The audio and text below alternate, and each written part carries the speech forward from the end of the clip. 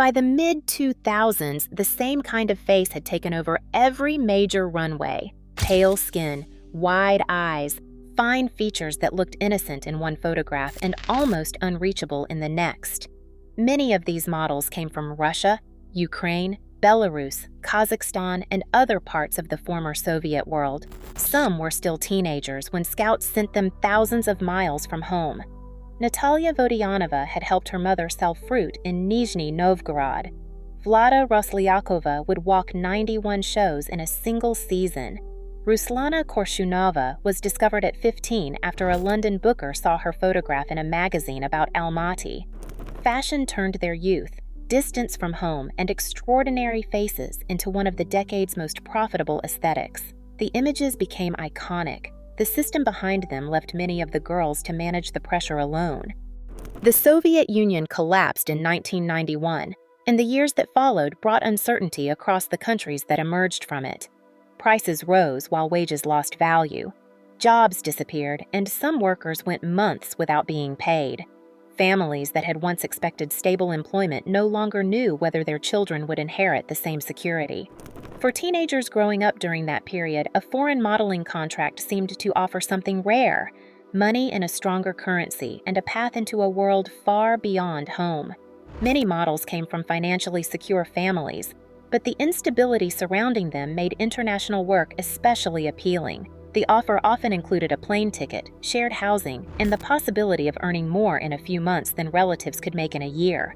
Scouts began visiting modeling schools and small agencies across Russia, Ukraine, Belarus, the Baltic states, and Central Asia.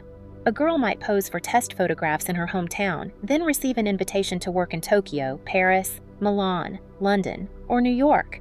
For families unfamiliar with fashion, the proposal sounded both glamorous and practical. The reality depended heavily on the agency involved. Some provided professional management and helped models build lasting careers. Others charged questionable fees, exaggerated the work available, or sent teenagers abroad with little support. Flights and apartments were commonly treated as advances, which meant the cost would later be deducted from the model's earnings. Until the bookings arrived, she might already be accumulating debt. Years later, many faces from this period would be placed under the label Slavic dolls.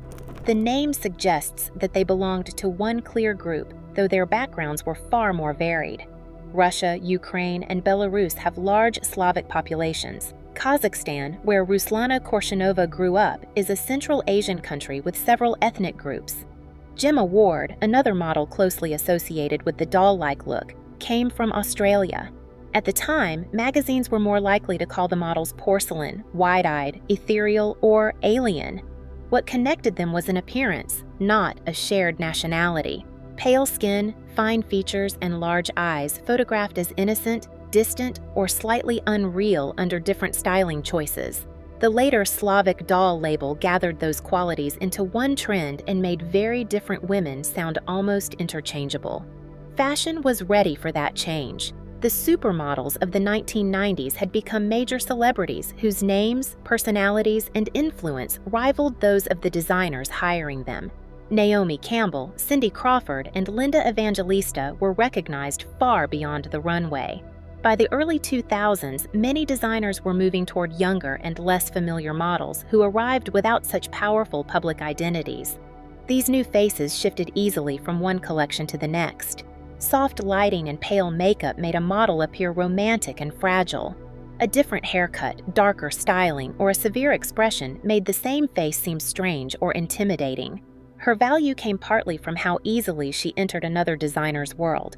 Prada became one of the strongest forces behind this shift.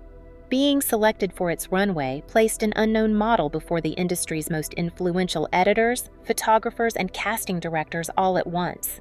A strong appearance in Milan often brought requests for editorials, campaigns, and other major shows. Within one season, a teenager barely known outside her agency might become one of fashion's most requested models across major markets. That rise left little control in the model's hands. Agents chose markets and jobs. Casting directors, designers, photographers, and editors decided whether she was seen and how.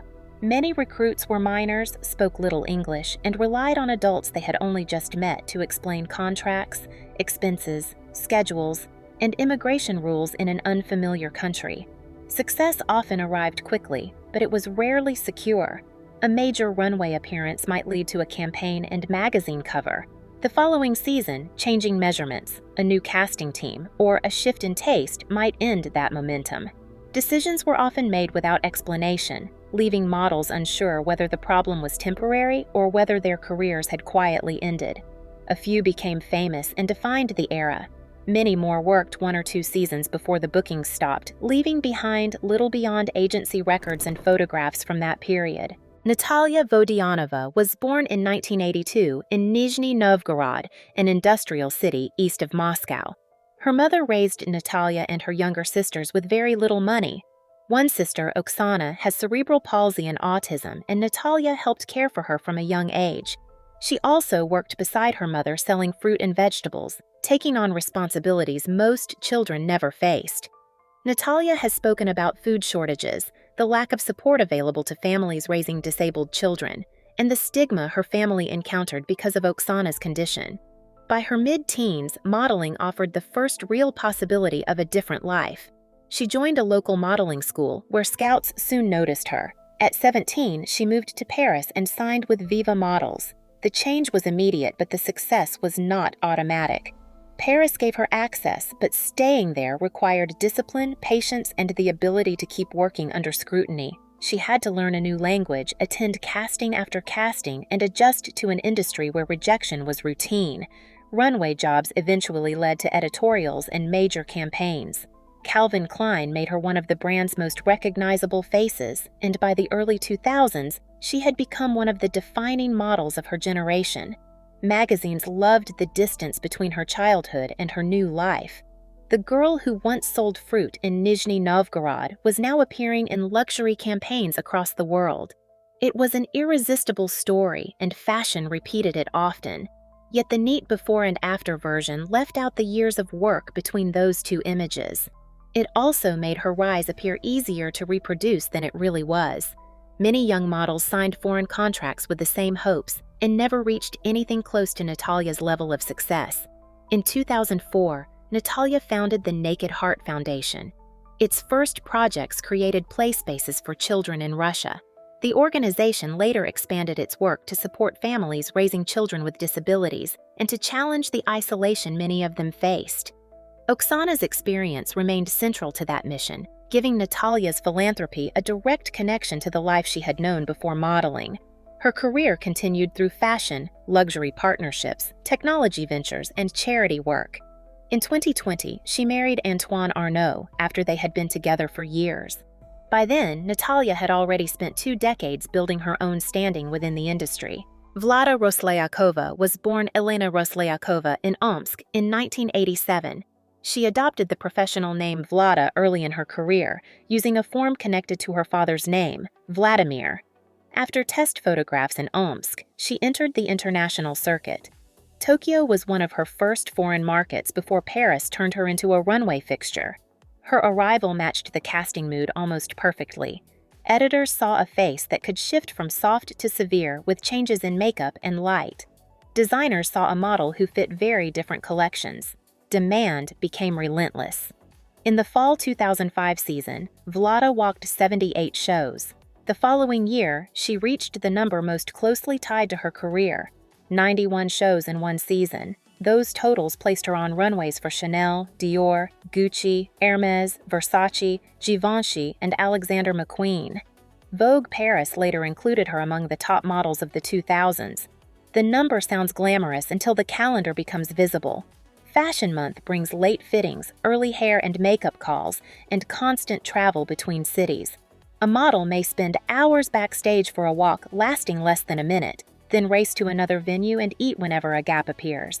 Vlada's record reflected skill, stamina, and demand, while also revealing how easily exhaustion could be counted as success. Her appearance became part of public debate around runway thinness.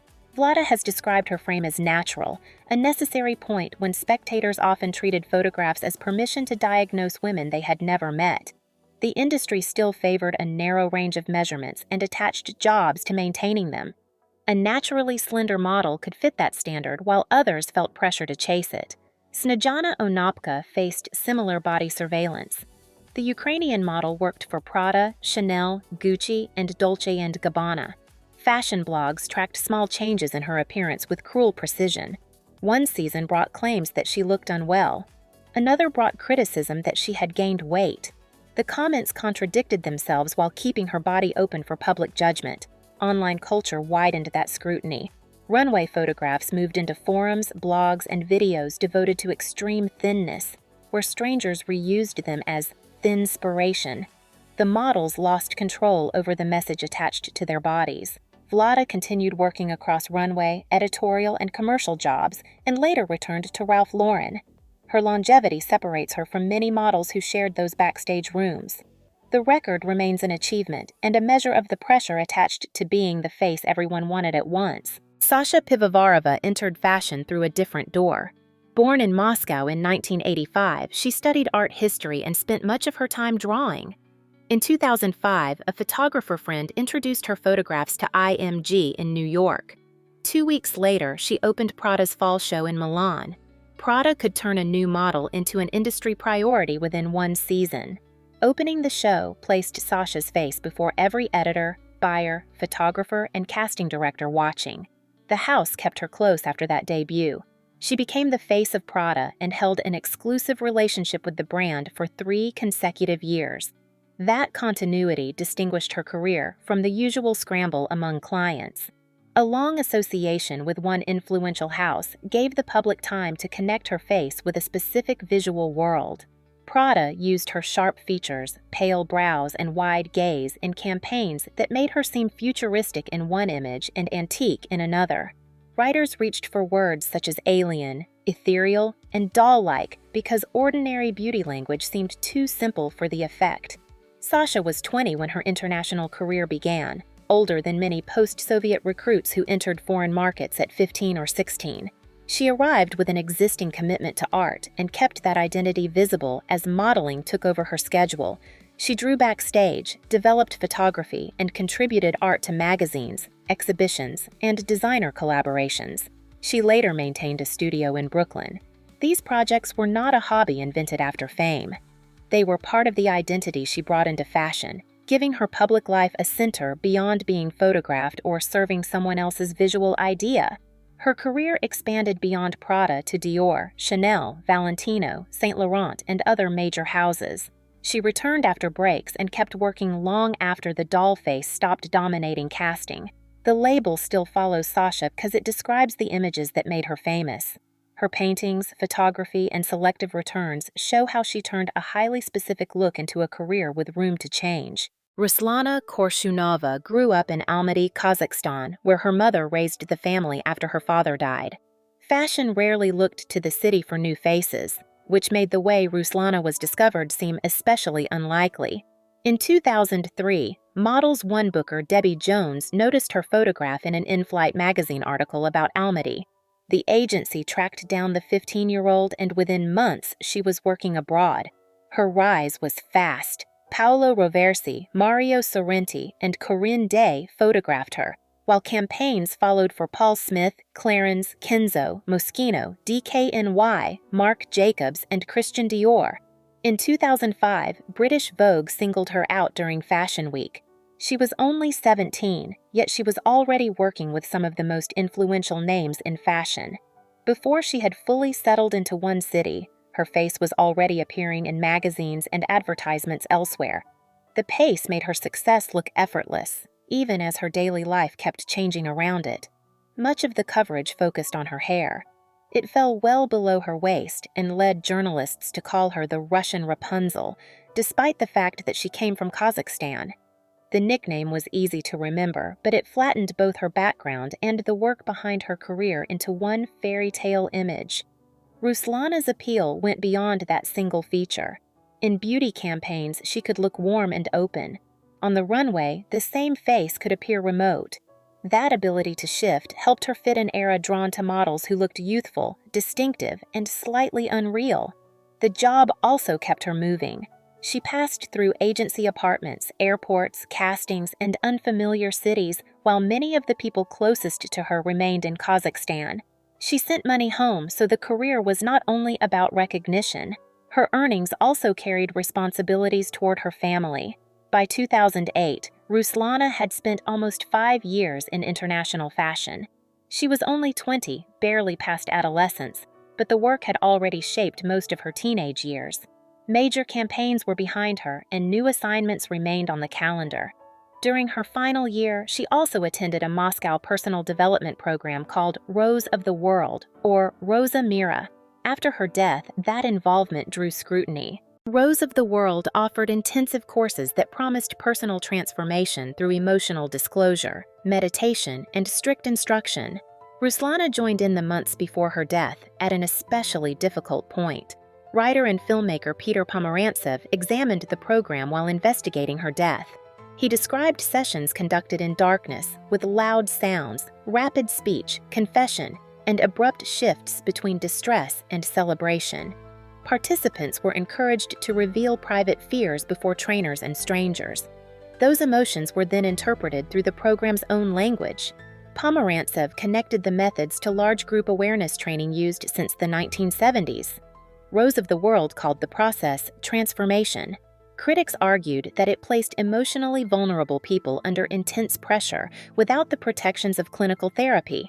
The exercises could reach into trauma, shame, relationships, and fear. Ruslana completed several stages of the training. After her death, representatives of the organization said she had sought help with loneliness, money, and relationships. That account became part of the public story, even though it came from the group itself and could no longer be answered by Ruslana. The program drew greater attention after Pomerantsev reported on Anastasia Drozdova, a Ukrainian model connected to Ruslana.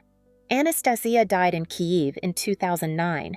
Her mother later said she had found Rose of the World materials among her daughter's belongings and believed Anastasia had changed after becoming involved. The connection between the two women was unsettling, but it did not establish that the program caused either death. Police ruled both deaths suicides. No criminal investigation or court found Rose of the World legally responsible, and the organization denied blame. The group later operated under the name Novgorodtsev Education. When ABC News contacted it, the organization acknowledged its earlier identity but declined to discuss Ruslana. Pomerantsev also resisted reducing her final months to one program. The training raised serious questions, but it could not explain every part of a life outsiders already struggled to read. On June 28, 2008, Ruslana Korshinova died after falling from her apartment building in Lower Manhattan. She was 20 years old and only 4 days away from her 21st birthday. New York police investigated the scene and ruled her death a suicide. No suicide note was found. Her mother refused to accept that conclusion. Friends struggled with it. They remembered Ruslana making plans, talking about upcoming work, and carrying on with the ordinary details of her life. Nothing they recalled seemed to prepare them for what happened. News of her death moved quickly through fashion. Agents, photographers, and other models remembered the young woman they had seen at castings, fittings, and shoots. To the public, however, Ruslana was still mostly an image. She was the girl with the extraordinary hair, the distant gaze, and the face that appeared in campaigns around the world. The tributes followed the same pattern. They praised her beauty, her distinctive look, and the career that seemed to be opening before her. But those descriptions said little about the life between jobs. Ruslana had been working internationally since she was 15. She spent much of her adolescence in airports, temporary apartments, and unfamiliar cities, while also sending money home to Kazakhstan. After her death, reporters searched every part of her life for an answer. They examined her relationships, finances, work, and involvement with Rose of the World. Each detail seemed important, yet none could explain everything on its own. Police maintained their ruling in Ruslana's case, while her family continued to question it. The full truth of what she felt in her final days remained beyond anyone looking from the outside. Fashion regularly sent teenagers across borders, where they moved through new cities, sudden bookings, and language barriers away from family. Outside work, stability depended on whoever was nearby, an agent, a roommate, a friend, or a relative reachable by phone. Ruslana's death exposed what the industry did not track: Agencies knew her measurements, schedule, and commercial value. They had no equally reliable way to know when a young model needed help or who was responsible for providing it. Before international models reached Paris or Milan, many were sent to Tokyo. Japanese clients hired foreign faces, and agencies used the city to train newcomers. A young model might spend weeks or months there, moving between castings, catalogs, advertisements, and test shoots while learning to live on her own abroad. For newcomers, Tokyo offered a useful beginning. Commercial jobs paid better than early editorial work in Europe, and a successful stay helped build a portfolio. Vlada Roslyakova worked there early in her career, before becoming a familiar presence on Paris runways. But the trip came with costs that were easy to miss. Agencies advanced flights, apartments, transport, and daily expenses, then deducted them from earnings. If bookings were steady, a model might clear the balance and return home with money. If work slowed, she might leave with almost nothing, or with debt still attached to her name. The same agency arranging the jobs also kept the accounts. A teenager might attend castings and shoots without knowing what she had earned after deductions. What looked like free housing to her family often appeared as another charge on the final statement. Shared apartments placed young models together without parents. Some agencies supported them. Others expected them to manage unfamiliar cities, contracts, illness, and language barriers alone. A girl might spend months working in Asia, then arrive in Europe and be presented as a new discovery. As China's fashion market grew, similar routes carried Russian and Eastern European models into Shanghai. Vlada Juba followed that path in 2017. From Perm, Russia, she traveled to China on a 3-month contract. She was 14. After working during Shanghai Fashion Week and on other assignments, Vlada fell ill. Her condition worsened, and she died in a Shanghai hospital on October 27th, less than 2 weeks before her 15th birthday. The first headlines blamed exhaustion and described an extreme schedule. Her Chinese agency disputed that account, saying she completed 16 jobs over 2 months and usually worked within 8-hour days with breaks.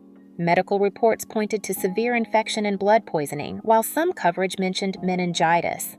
A claim that her contract allowed only 3 hours of work each week was widely repeated, although no publicly examined contract confirmed it.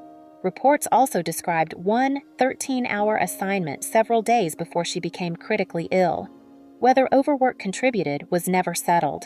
A 14-year-old grew gravely ill while working thousands of miles from her mother and died before she could return home.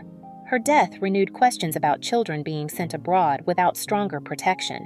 New York had extended child performer rules to runway and print models in 2013. France later introduced medical certification requirements. Elsewhere, voluntary age limits were still easy to ignore. The Model Alliance continued pressing for written contracts, safer conditions, clear accounting, and stronger protection for minors. New York's Fashion Workers Act took effect in 2025. It required management companies to register, provide contracts and itemized statements, follow payment deadlines, and obtain permission before creating digital replicas. Those reforms came after many young models had worked without reliable complaint systems or clear financial records. Children needed adults responsible for their welfare, not only agents responsible for bookings. When Vlada died, responsibility was passed between contracts, schedules, agencies, and medical explanations. Her mother remained in Russia while decisions were being made around her daughter in Shanghai. The doll-like trend had faded, but the route carrying young faces into foreign markets remained. Cities and campaigns changed. The least experienced person still had the least control over what happened next. As the doll-like face lost its hold on casting, models moved into commercial work, returned home, or stepped away from public view once demand shifted toward other looks. When runway photographs stopped appearing, fashion moved on to someone else. Natalia Vodianova remained prominent through fashion and the Naked Heart Foundation. Sasha Pivovarova chose selective projects while pursuing art. Vlada Roslyakova kept a place in the industry across different eras. What followed showed just how much larger they were than the discovery stories, brand associations, and runway records that first defined them. Snejana Onopka drew less attention after her busiest years. As the work slowed, coverage shifted toward her private life. Fashion often treats absence as a mystery. even when a model may be living beyond the camera. Many others disappeared without anyone in fashion wondering where they went. They worked for a few seasons, changed markets, or left with little money after agency expenses. Their careers did not always end because they lacked talent. Sometimes the industry wanted a different face. The doll era made youth central to casting. Editors praised models for looking innocent, fragile, distant, or unreal. On a teenager, those qualities could come from more than appearance. Limited English might be read as mystery. Fatigue might look like detachment. The camera turned working conditions into style. It also blurred the differences between them. Russian, Ukrainian, Belarusian, and Kazakhstani women were placed inside the same story, while hometowns and hardship appeared whenever magazines needed a dramatic beginning. Their later lives broke that pattern. The label had grouped them by appearance, but time revealed separate ambitions, relationships, work, and choices that continued long after the original trend had passed from view. Protections improved through child performer laws, medical rules, advocacy, and the Fashion Workers Act, though coverage still varies by country and contract. Social media offers control while making self-promotion a requirement. The women once called dolls were not frozen in that moment. Some gained influence, some chose quieter lives, and some slipped from view. Ruslana Korshinova and Vlada Juba never had time to move beyond the images made of them. Their photographs are still beautiful. The conditions behind those images should stay visible too. Search for the doll faces of the early 2000s and the same photographs return. Sasha at Prada, Vlada crossing another fashion month, Natalia in a luxury campaign, and Ruslana beneath the hair journalists turned into a fairy tale. Each image holds one expression. Behind it were contracts, temporary apartments, money sent home, illness, and decisions that never entered the frame or reached the wider public. The era's darkest truth needs no conspiracy. Fashion found exceptional young women in a region shaped by upheaval and offered opportunity inside a system with weak protection. The most successful built lasting careers. Many others carried the risk without the reward. The look succeeded because the women were talented, disciplined, and visually unforgettable. The danger came from a business that could praise those qualities while treating care, rest, and long-term security as matters each girl had to solve for herself. The label reduced them to one delicate, interchangeable type. Their lives showed distinct people who entered under different conditions and faced futures no casting director could predict. The image belonged to fashion. The person inside it never did.